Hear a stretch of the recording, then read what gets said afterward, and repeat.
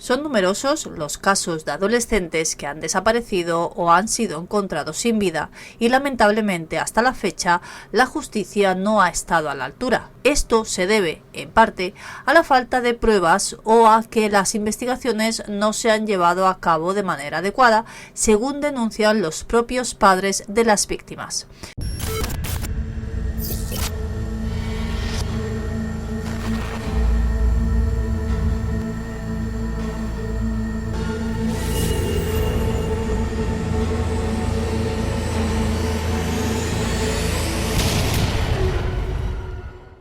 Uno de los casos más recientes y mediáticos es el de Asunta Basterra Porto, que todo comenzó en el municipio de Teo, A Coruña, cuando Asunta, la hija adoptiva de Rosario Porto y Alfonso Basterra, fue hallada sin vida, atada con cuerdas de color naranja. Este elemento resultó fundamental para dar inicio a la acusación contra sus propios padres, ya que se encontraron cuerdas similares en el baño de la casa de Montouto, donde se presume que ocurrió el fatal suceso. La compra de lorazepam por parte de Alfonso para administrar a su hija en diversas ocasiones, junto con el material pornográfico asiático que tenía él mismo en su ordenador, y las contradicciones en el testimonio de Rosario, llevaron al jurado popular a condenar a ambos progenitores a 18 años de prisión por supuestamente asfixiar y terminar con la vida de su propia hija. Esas fotos, llegamos a casa y antes de meterla en la bañera, porque había que meterla en la bañera, venía sudando, y desmaquillarla, siéntate ahí, venga, unas fotos, te recuerdo. Y me parece que solo una mente calenturienta puede malinterpretarlas, porque no entiendo cuál es la malinterpretación de unas fotos de una niña que viene disfrazada de ballet. No lo entiendo, y el resto de las niñas estaban disfrazadas igual. A lo mejor si buscan más información en ese teléfono móvil, ven las fotos de grupo en que todas las niñas estaban disfrazadas igual. Y yo no sé si la gente aquí, bueno, tiene hijos, participan en festivales o en funciones, pero vuelven muy excitados y... A día de hoy, aunque han sido declarados culpables tanto por el jurado como por la opinión pública, persiste la incertidumbre sobre quiénes fueron los verdaderos asesinos de Asunta y qué motivación hubo detrás del crimen. La pregunta sobre quién puso fin a la vida de Asunta sigue en el aire para muchos. Si bien la mayoría de la población apuntaba a los padres como responsables, también se ha insinuado que el verdadero asesino de Asunta continúa en libertad, como sostiene el propio abogado de Rosario Porto. Por otro lado, en Sevilla, la desolación por la desaparición de Marta del Castillo continúa palpable. Se acaban de cumplir 16 años de su misterioso caso. La ciudad sigue cuestionándose qué ocurrió realmente y clamando por justicia.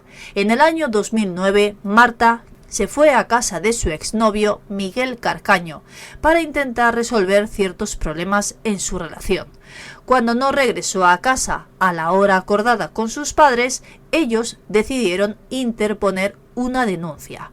Las investigaciones se centraron de inmediato en Miguel, quien días después confesó haber terminado con la vida de Marta con un cenicero de cristal durante una discusión. Según su relato, después desechó el cuerpo arrojándolo al río Guadalquivir con la ayuda de dos amigos, bastante conocidos, el Cuco y Samuel Benítez.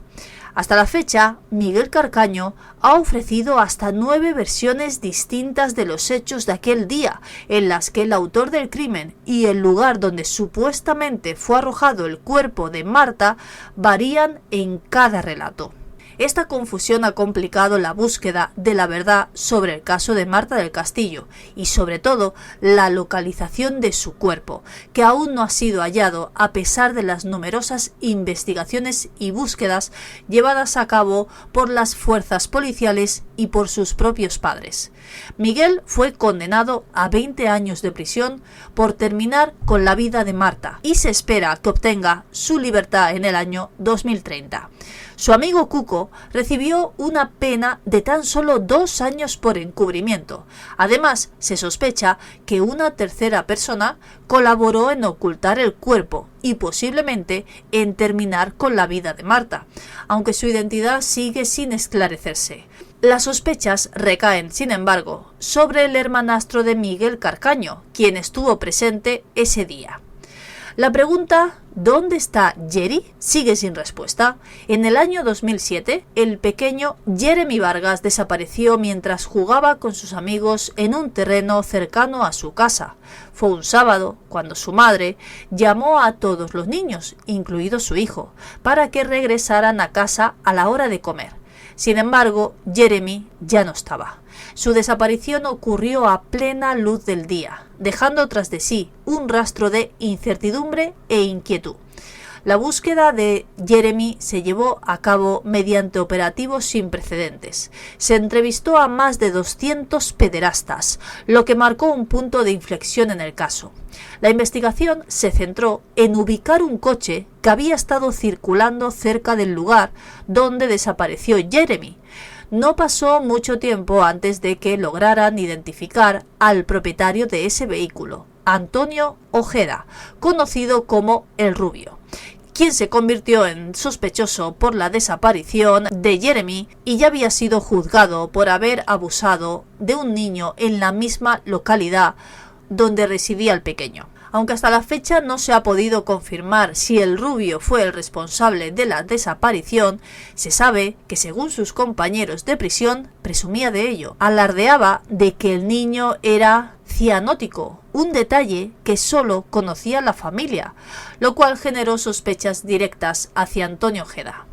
En el año 2018, la acusación en su contra fue retirada por falta de pruebas y el caso fue cerrado, pero en el año 2020 cumplió su condena por otros delitos y, a pesar de los indicios, continúa en libertad. En la actualidad, las esperanzas de encontrar a Jeremy son prácticamente inexistentes. Diversos investigadores y criminólogos, como Beatriz de Vicente, auguran que este será otro caso sin resolver. Sin embargo, recientemente el juzgado de Bartolomé de Tirajana decidió reabrir la investigación para indagar más a fondo en la desaparición de Jeremy. Por otro lado, el destino de Caroline del Valle, una adolescente catalana de tan solo 14 años, es igualmente inquietante. Lo que comenzó como una noche de diversión en una discoteca terminó en tragedia para sus seres queridos. Cuando, horas después de la fiesta, no regresó a casa, su madre comenzó a intentar comunicarse con ella sin éxito. Una amiga de Caroline le aseguró que ya debería haber llegado a casa, lo que encendió las alarmas y generó las primeras hipótesis sobre su desaparición. Tras varias indagaciones, se descubrió que esa noche Caroline había ido a Sabadell con su amiga y otras personas potencialmente peligrosas a un polígono donde se encontraban varias discotecas.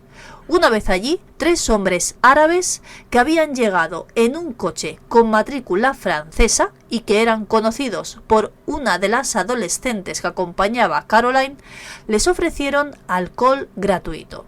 Cuando los Mossos d'Esquadra llegaron al lugar, los menores, asustados, comenzaron a huir. Junto a la víctima se encontraba un joven llamado Justin, quien confesó que mientras corrían miró hacia atrás y ya no vio a Caroline. Poco después, todos los adolescentes se reunieron excepto ella. Justin llegó un tiempo después, cubierto de barro y con la ropa al revés, un detalle que levantó muchas sospechas sobre él, especialmente porque había cambiado su versión de los hechos en más de una ocasión. Hoy en día, el paradero de Caroline sigue siendo un misterio que muchos piensan que nunca se resolverá. Sus familiares están convencidos de que se trata de un caso de trata de personas vinculado directamente con la llegada de esos 3 hombres con el coche con matrícula francesa. Además afirman que en el lugar se encontraba otra adolescente llamada Nis, a quien Caroline llamó por última vez y que estaba relacionada con el rapto de menores.